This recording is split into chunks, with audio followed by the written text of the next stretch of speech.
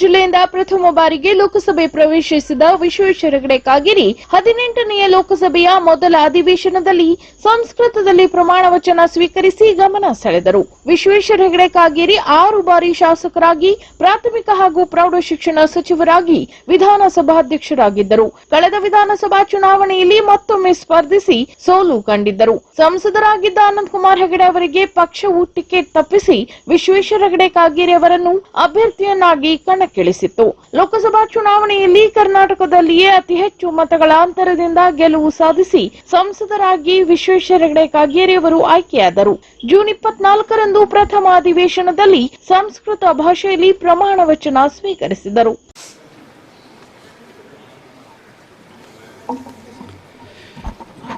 ಅಹಂ ವಿಶ್ವೇಶ್ವರ ಹೆಗಡೆ ಕಾಗೇರಿ ಲೋಕಸಭಾಯಾಃ ಸದಸ್ಯತ್ವೇನ ನಿರ್ವಾಚಿತಃ ನಿಶ್ಚಯೇನ ಪರಮೇಶ್ವರಸ್ಯ ನಾಮ್ನಾ ಶಪೇ ಯದಹಂ ವಿಧಿನಾ ಸ್ಥಾಪಿತಂ ಭಾರತಸ್ಯ ಸಂವಿಧಾನಂ ಪ್ರತಿ ಸತ್ಯಾಂ ಶ್ರದ್ಧಾಂ ನಿಷ್ಠಾಂ ಚ ಧಾರಯಿಷ್ಯೆ ಯದಹಂ ಭಾರತಸ್ಯ ಸಂಪೂರ್ಣಂ ಪ್ರಜಾಪ್ರಭುತ್ವ ಸಂಪನ್ನತಾಂ ಅಖಂಡತಾಂ ಚ ರಕ್ಷಿಷ್ಯಾಮಿ ತಥಾ ಯತ್ ಪದಂ ಗ್ರಹೀತುಂ ಅಹಂ ಉದ್ಯತೋಸ್ಮಿ ತಸ್ಯ ಕರ್ತವ್ಯಾನಿ ಶ್ರದ್ಧಾಪೂರ್ವಕಂ ನಿರ್ವಕ್ಷ್ಯಾಮಿ.